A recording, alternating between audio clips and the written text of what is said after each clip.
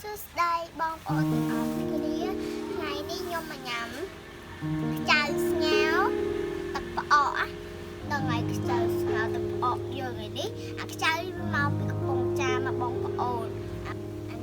អានេះទិញ4កំប៉ុងមកឥឡូវចាប់ដល់ញ៉ាំ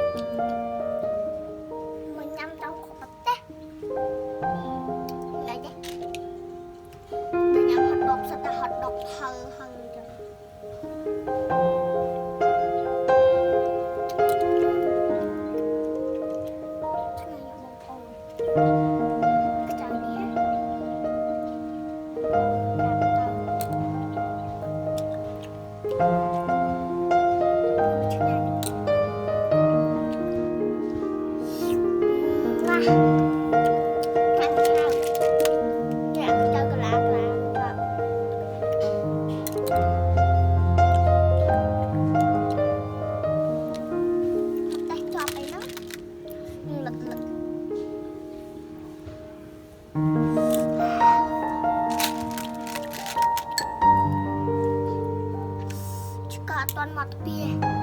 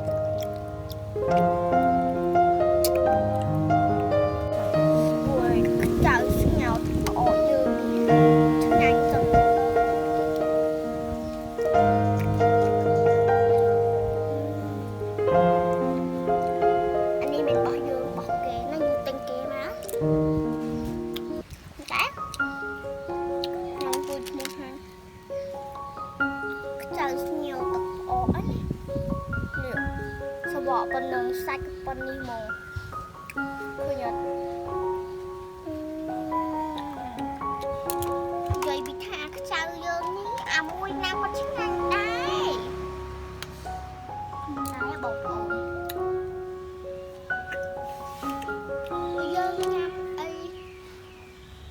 ណាទៅញ៉ាំវាស្រែអីណាញ៉ាំក្នុងឆ្ងាញ់ប៉ុណ្ណាបងប្អូន